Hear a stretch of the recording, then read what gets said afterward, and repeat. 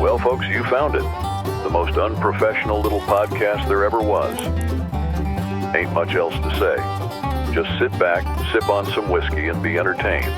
Because the Whiskey Bros are about to make love to your ears. Yeah, I can definitely taste that.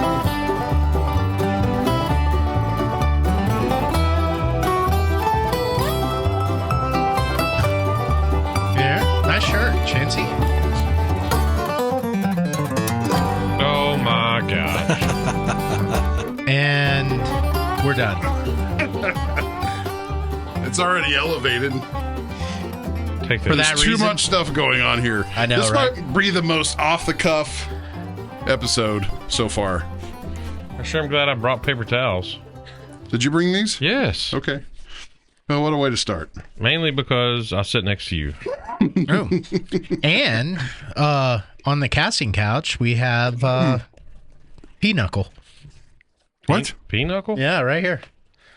You want to flip the camera over? Oh, yeah, looky there. Why did you say pinochle? Yeah, hey, kid. I don't think that's- Pinochle. Hey, Pinochle. I don't think, Where does that name come from? I don't think that's her It's name. just a, what do you call that made-up name? Nobody says pinochle, bro. I don't know. I've heard that Pinochle. before in my life. But you do you, bro. Yeah. An alias? Would you say the Alias. Yeah. Yeah. Doc, why don't you just bring us into this? Because Okay. this was your grand idea. I'm Yeah. literally, when I say off the cuff, this is off the cuff. Yeah. Oh, okay. So I've really lost sleep because of the last episode because we couldn't answer an essential question, and then we just thought to ask the expert We did. this question, and so I had to stop everybody and said, "Well, we need to record this." Yeah, literally, right in the middle of a business meeting. Yep. So the question was, And then you all got mad at me because it wasn't done timely enough. Yes. I mean, we've been waiting on you for like 7 minutes. And then you spill water everywhere. Yeah. Okay. me. Do you want to define the question that we could not answer? I let Heath take on that.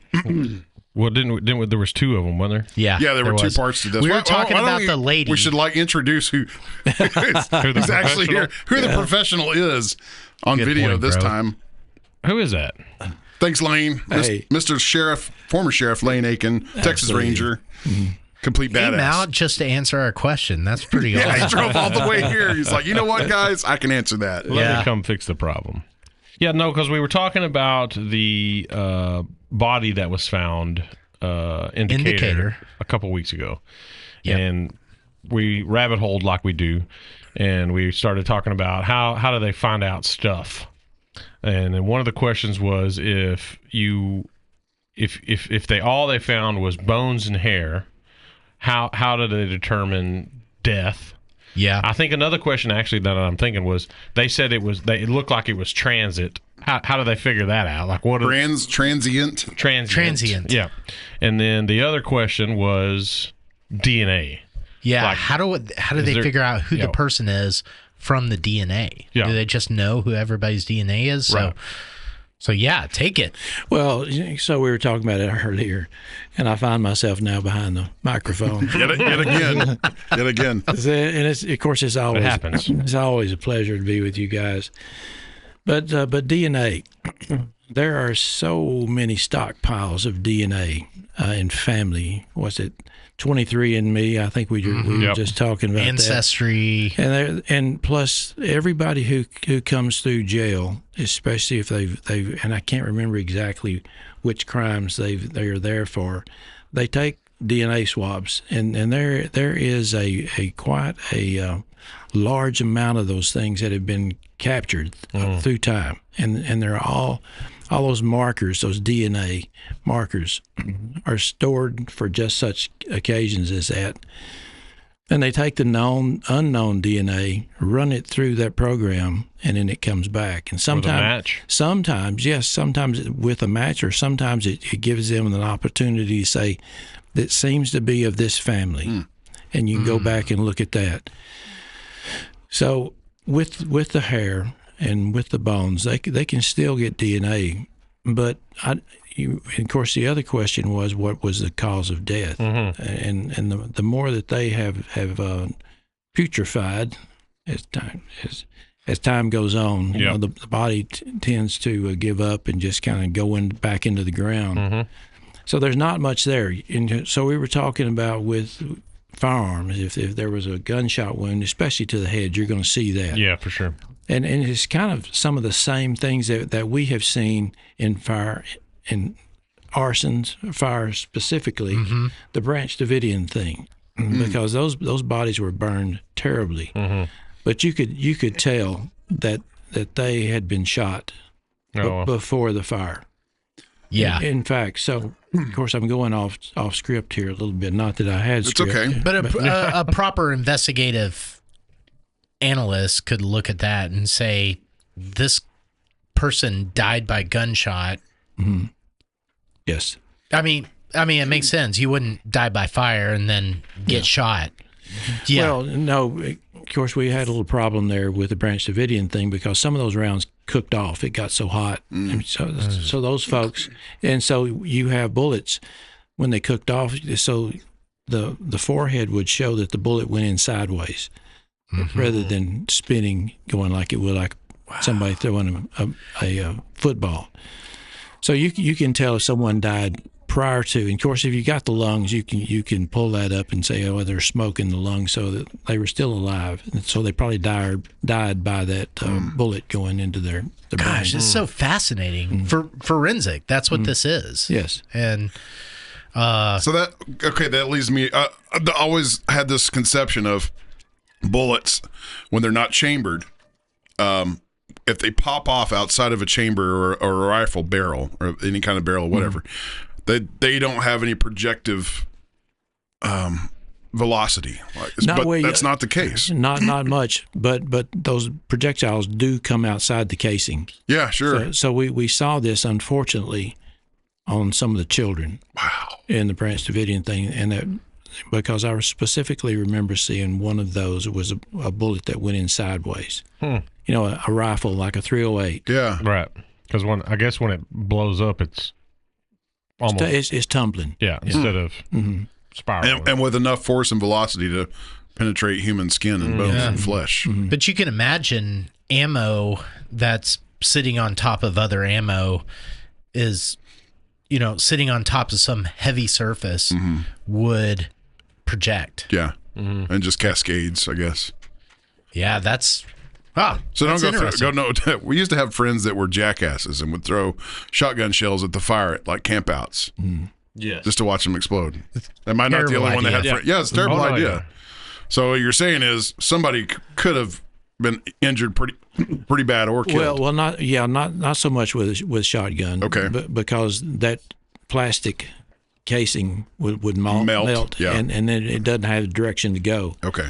But when you got one of those brass cases goes in there, it's going to be pushed out to some extent. Yeah, interesting. So not that we've somehow managed to rabbit hole away from our intended question, but what I would say is what's interesting to me is there's a database out there, and if you leave your evidence behind, then they can catch you. Yes. Right? So, yeah, because that's what I was thinking. It's probably more shocking to evidence people, what do you call them? Forensic scientists, when they do a DNA check and it comes back with no match. Because I'm guessing that's probably pretty rare nowadays. Well, I think more so now. But when I was a Texas Ranger, we didn't have DNA, and as time went on, we did have DNA, and the database wasn't that impressive. Right. Now that database is unbelievable.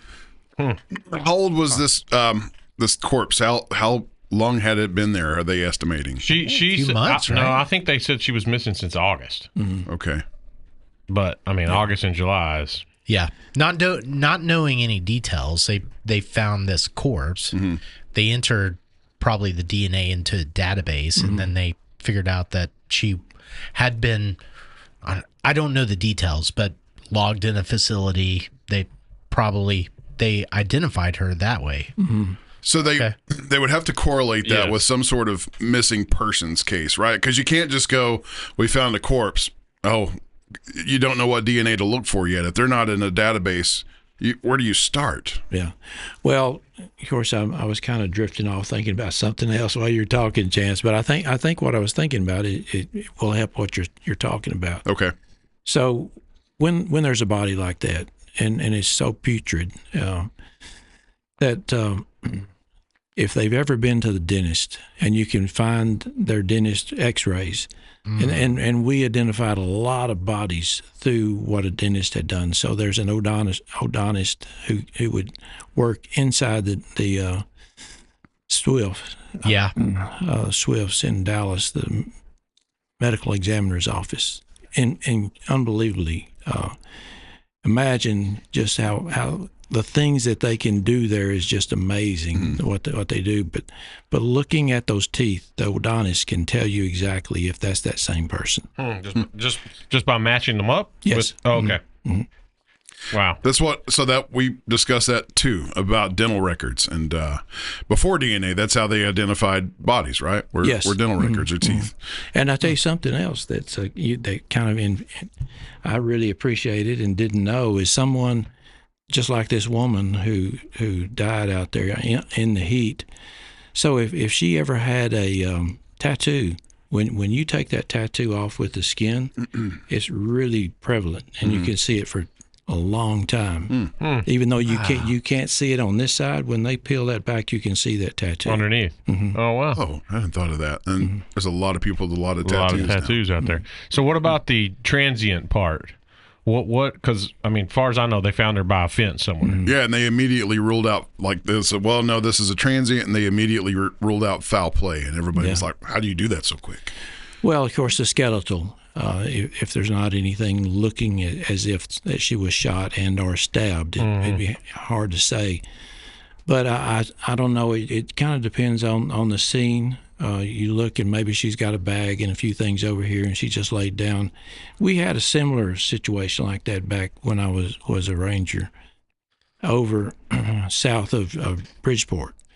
And we learned more about the things that were off to the side than the body itself. And we were able to end up matching the clothing and the missing person.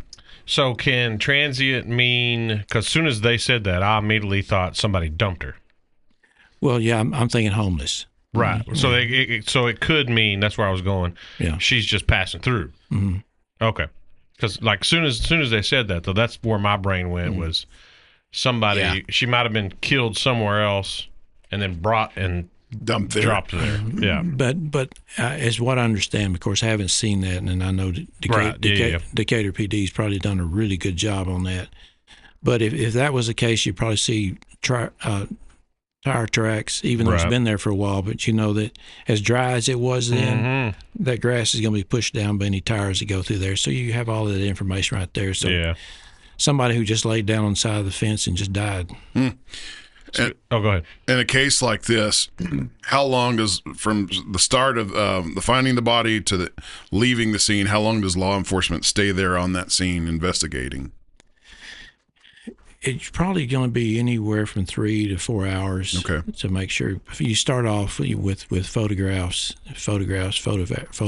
and making sure you got all that, and then at one point you got to call the JP, because they're going to say whether or not this person needs to have an autopsy. And of course, then the officers are going to insist and hope that the judge will send that body to Swifts, so that there would be an autopsy there in Dallas Medical Examiner's office.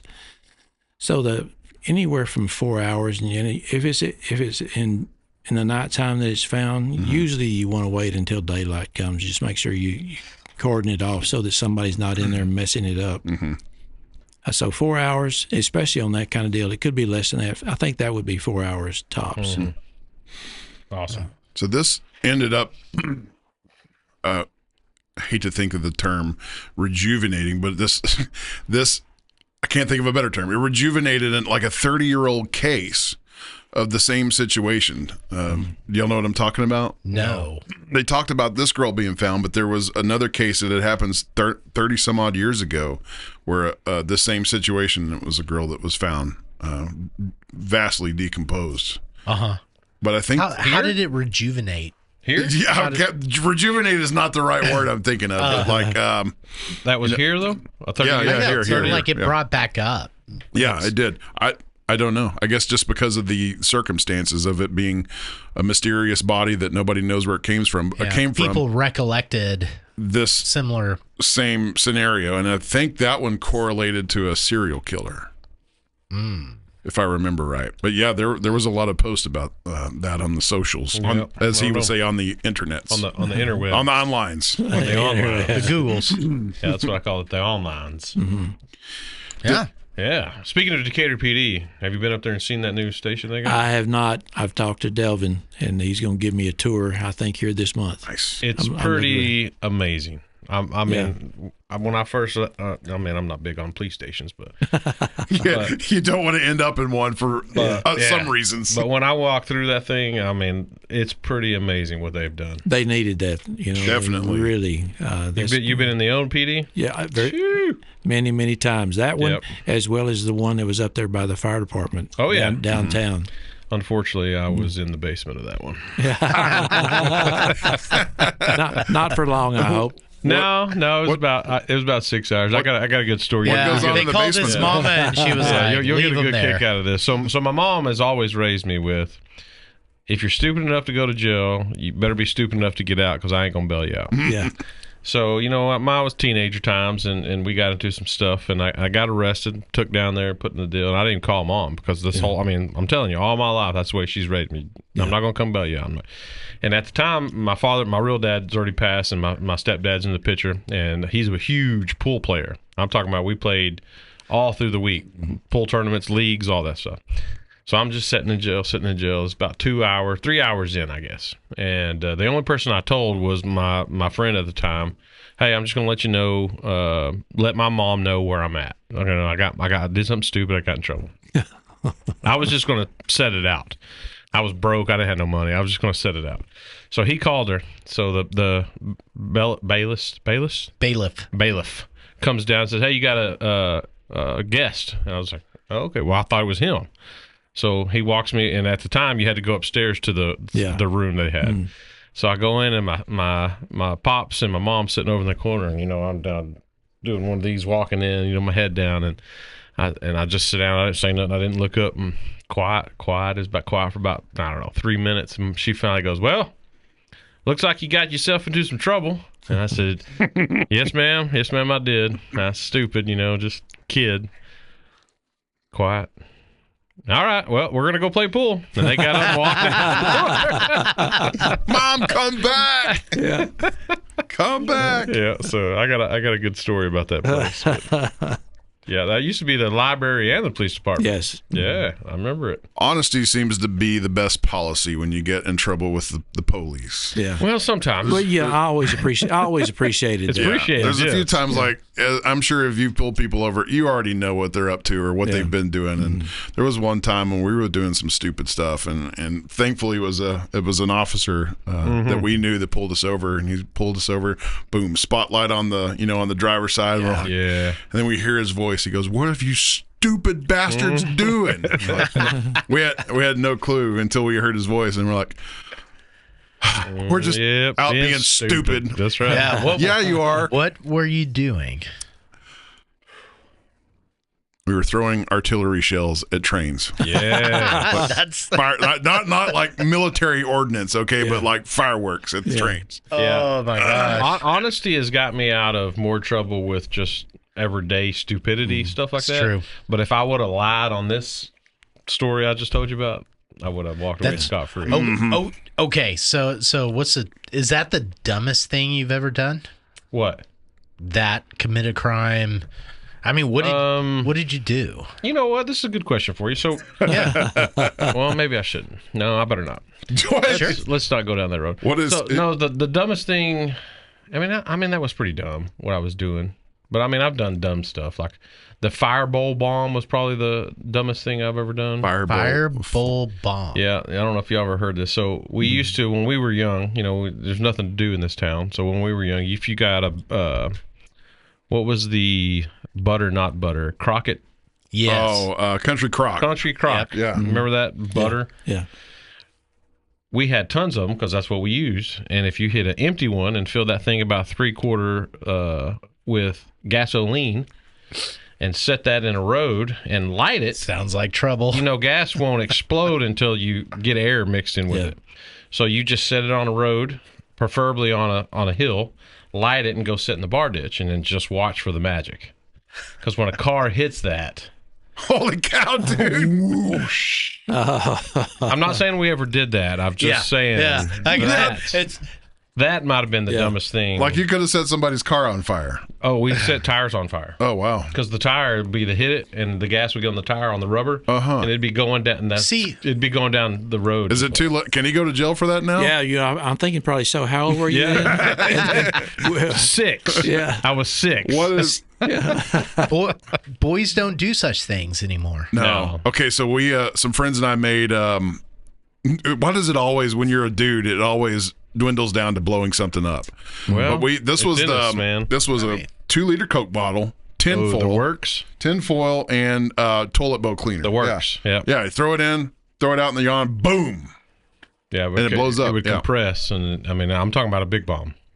Do not try this at home. No, don't do that. Well, now they sell legal stuff like that at Cabela's, and they call it tannerite. Just go shoot it with a bullet. It's completely legal to blow stuff up now. Yeah. This is a great opportunity. The whole premise of this, right before we even had this grandiose idea, like, let's just fire up the mics and the cameras. You were here to talk about, and I guess we can reveal it because you have put it out there on the onlines, that you've got a sequel coming out. Yeah, so looking at maybe 2 more weeks, and it should be available on Amazon, and then we're going to work the hardback cover too. That'll probably come right after that, and I hope I can find somebody who'll do the audio version. I bet we can. We can manage help that. Try to find somebody. Help figure that out. Now, is this like contractor?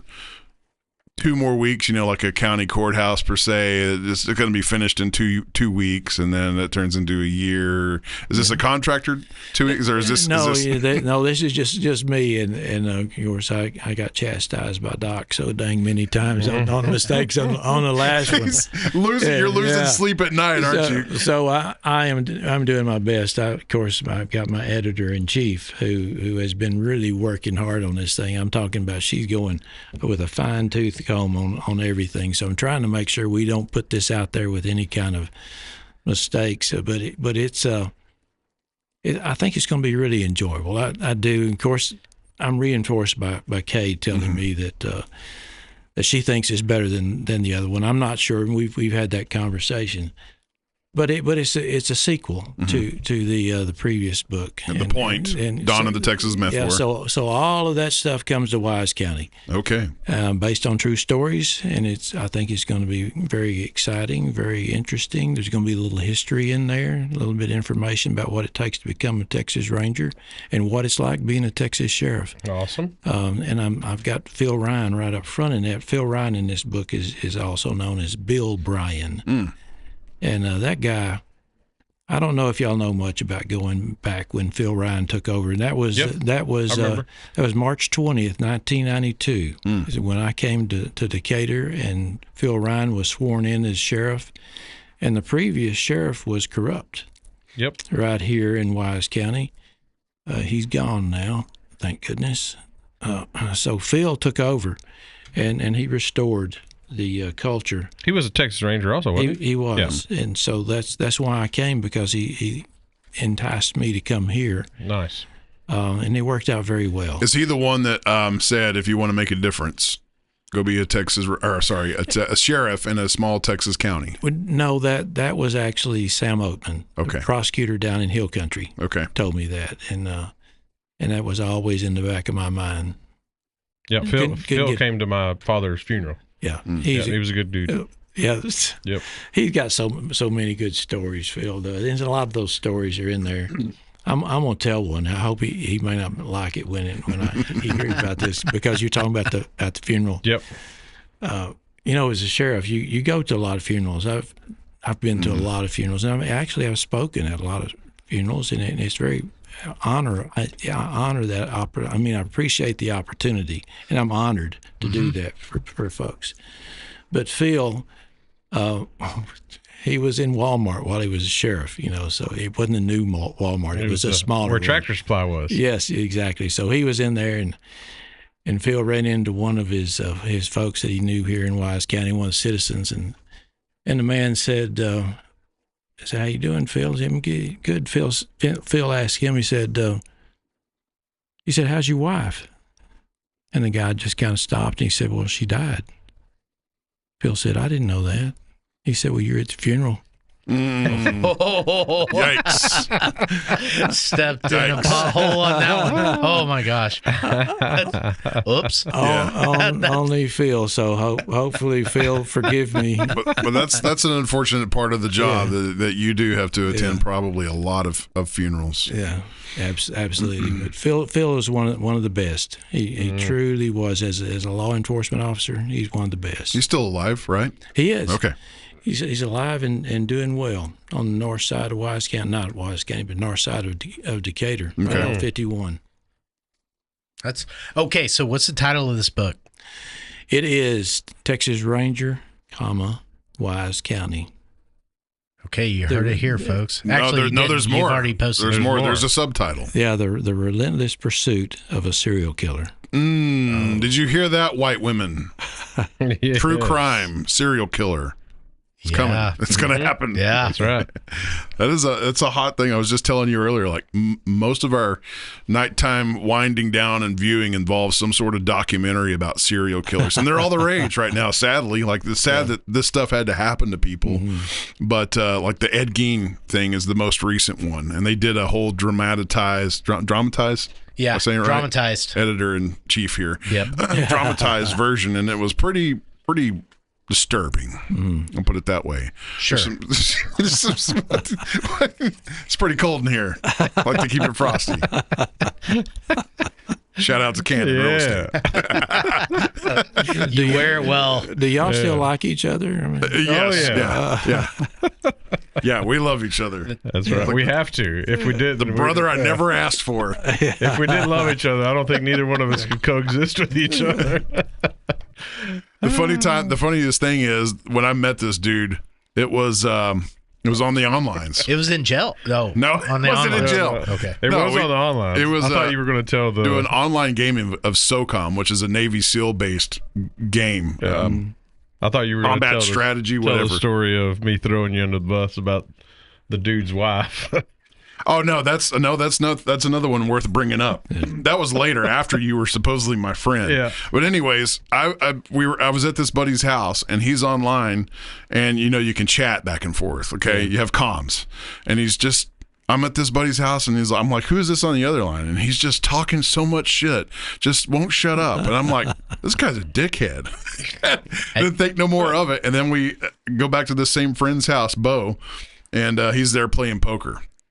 And I guess the rest is history. You recognize his voice. Yeah, I did. So I did. I'm like, this guy. is a son of a bitch online that's mouthing me.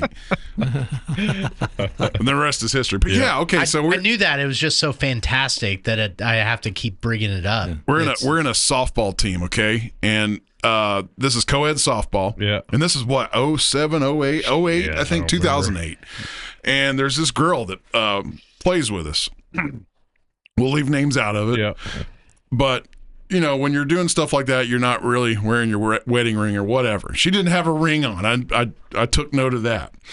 And you were single at the time. Yes, I was not married also and Poor single. Sarah, Also not married and single. Yeah. So after a few games, I finally asked her, I'm like, man, this chick is really cute. Who is she? And what's her name? So on and so forth. And he's like, oh, that's what's her name? And her husband's in prison. I'm like, oh. I'm like, dude, what's up with that? He's like, I don't know, that dude. He's kind of a, one of those dudes you don't want to be around. Psycho. I'm like, oh, okay. So I asked him, like, is he in prison long? He's like, I don't know. I think he might be making parole soon or blah, blah, blah. Anyways, a few months later, we're hanging out at what it used to be called, Fat Daddy's. Yeah, Fat Daddy's. The bar in town. Where it's the Chinese place now. Yeah, it's no. Yeah. Well, Wasabi Walk. Wasabi Walk. Yeah, it's now Wasabi Walk. Anyways, there used to be a bar. So we're out back, and I walk up to the bar to order a drink, and this dude comes up. I've never seen this dude in my life. This dude comes up, puts his arm around me, and this dude has like, you've seen people with light colored eyes. This dude has like gray, like Arctic wolf gray eyes. And by this, he knows who I'm talking about him now if he's listening. And he looks me square in the eye. He's like, "Hi." I'm like, "Hello? Do I know you?" He goes, "No, but you know my wife." he goes, I'm old what's her name's husband. I just got out of prison. And I'm like, "Oh shit." And I'm a tall man. He's about another 4 inches taller than me. So I'm like, "Oh, nice to meet you." About to get whooped. We'll call him T. Nice to meet you, T. And anyways, after some rabble rousing, he's like, "I was never in prison. I'm a close friend of Heath's."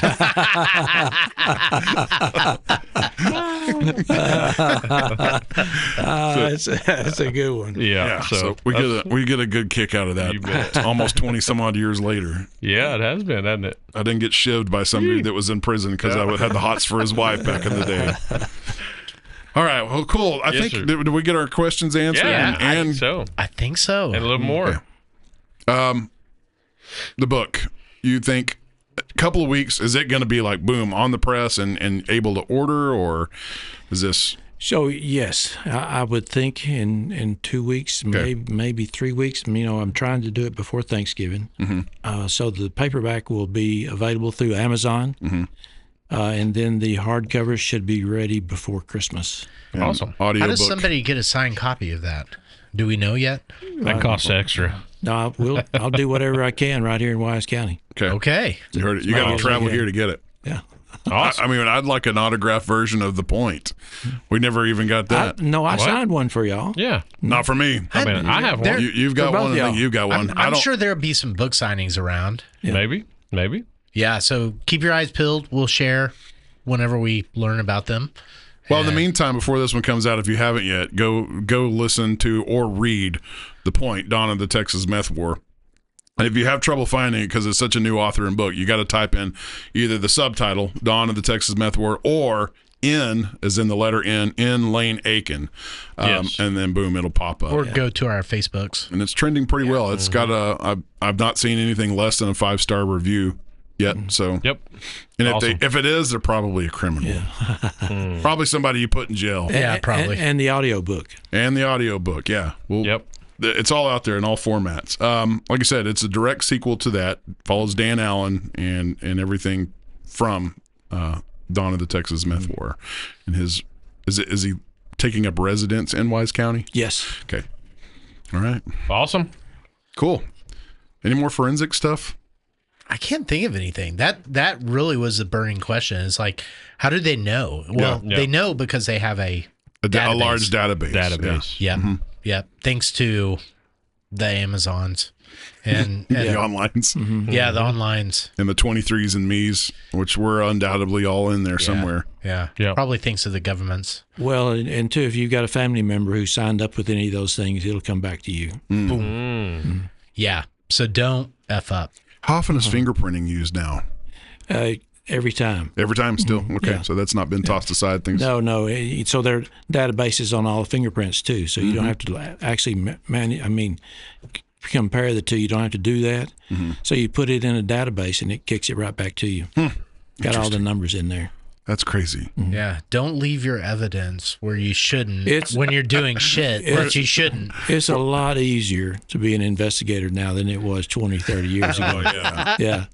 Not to mention like surveillance. Well, and too, all the digital stuff. No, we're that's out not there. done. We're not done.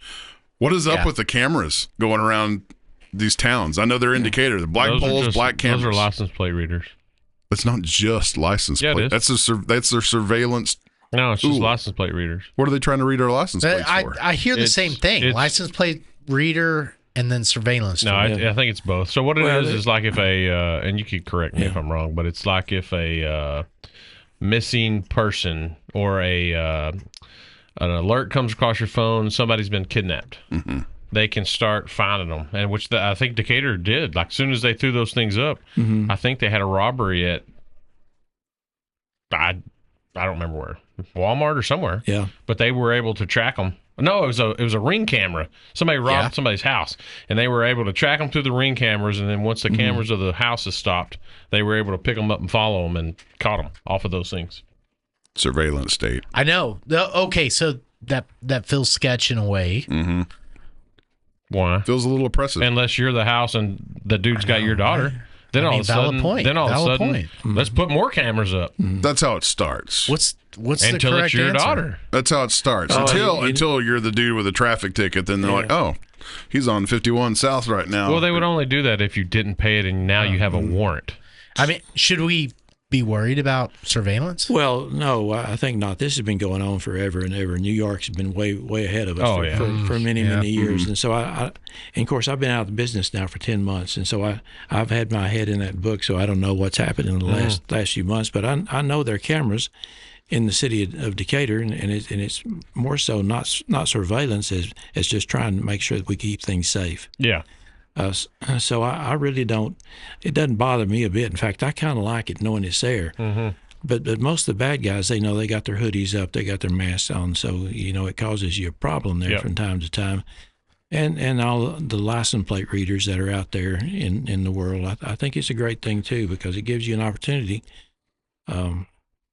I kind of want to tell a story, but I'm not going. Oh no, go ahead. Go ahead. This is what we're here for. But this story is in the book, so I don't. Don't spoiler. Don't give them a spoiler. Can you do it without spoiling? I probably could. Yeah.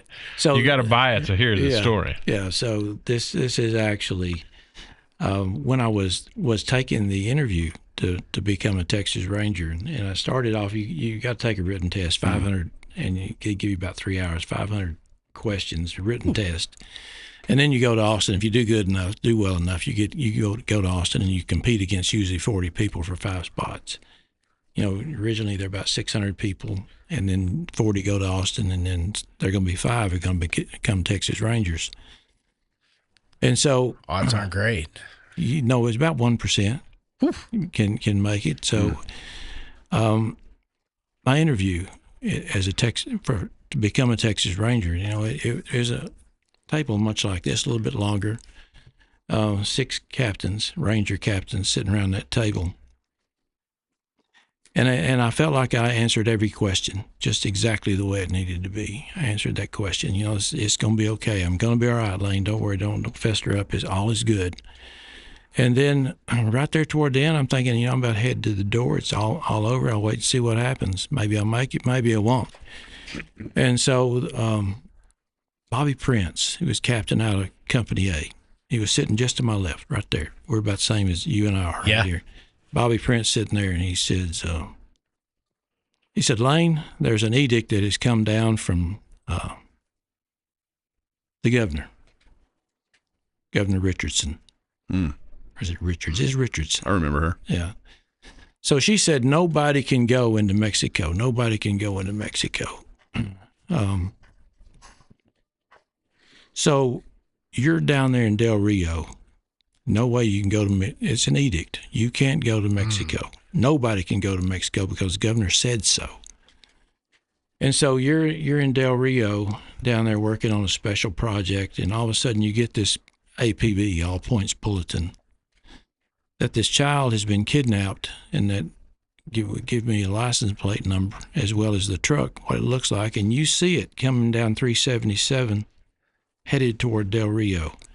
What are you going to do? And I said, well, I'm going to turn around, light it up, and stop them, call all the officers up the road and make sure we get him shut down. They said, no, it's just you and him, and you're not going to get any help. And I said, well, I'm trying to get it stopped. And he said, I'll get somebody with stop sticks, puncture the tires. He said, no, that's not going to work either. I said, I'm going to call ahead. I'm going to tell them to shut down the international bridge, so that he can't get across. And he said, not going to work. There's nobody helping you. He's headed to Mexico. He's got a child in there. What are you going to do? What are you going to do, Lane? I said, I'm going to Mexico.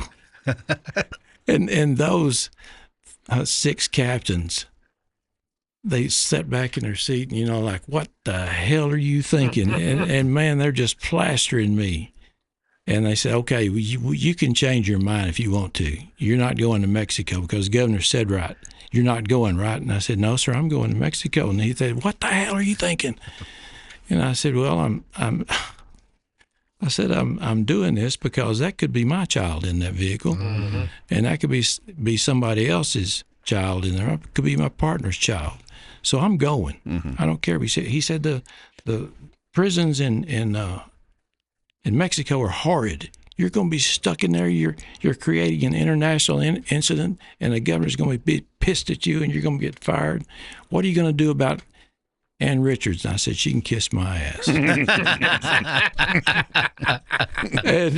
and so I thought, damn, Lane, they're not going to hire me.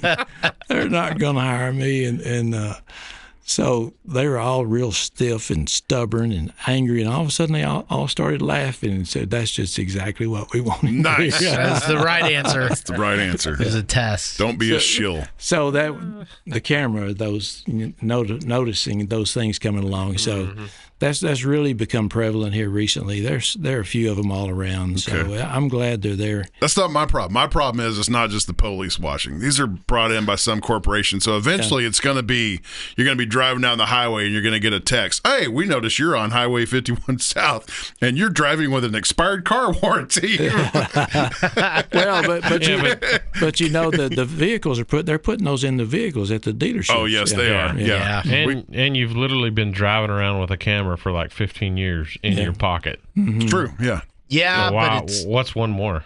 I know, right? I know. Yeah, as long as we're righteous, it doesn't matter. Yeah. We're on the good side. I can't go around throwing artillery shells at trains anymore. Okay, so don't do shit you know is bad. Yeah. Just don't do it. Well, I mean, I had fun doing it. You didn't kill anybody, thankfully. Yeah. Thankfully, you You're got still getting arrested after. Yeah, y'all kind of shamed me, the stories that y'all got. I know. I never did anything stupid like that. Did you, Doc? No, I did get busted in the park with a girl. That's refreshing. Yeah.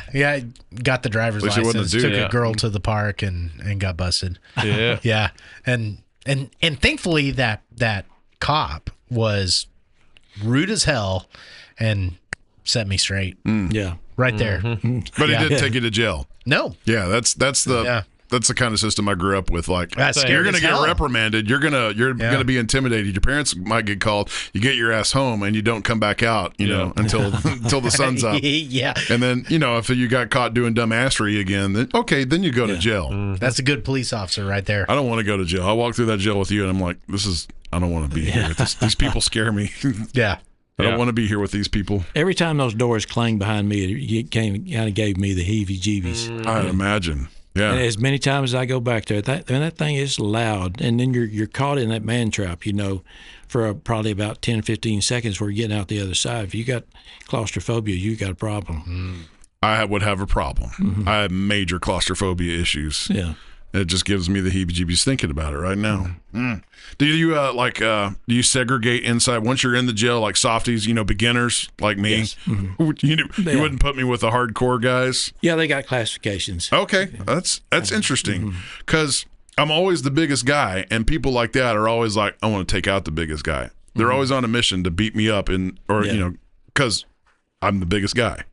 Sure. So I don't want to be put in this situation in jail. I don't want to go to jail, period. Don't do it. But there's classifications of where to put people. Yeah.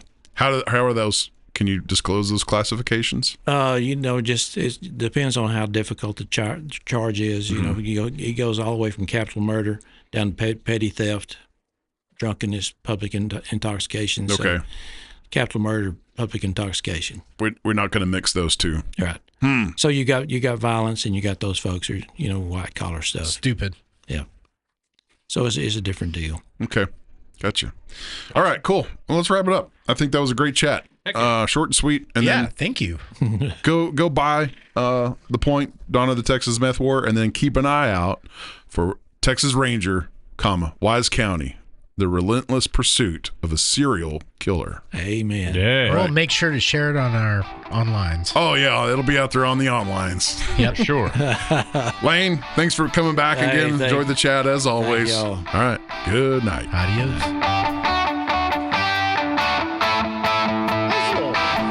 I thought you said what? What you said 4 minutes? I know, right? I said You've been listening to the Whiskey Bros Around the Table.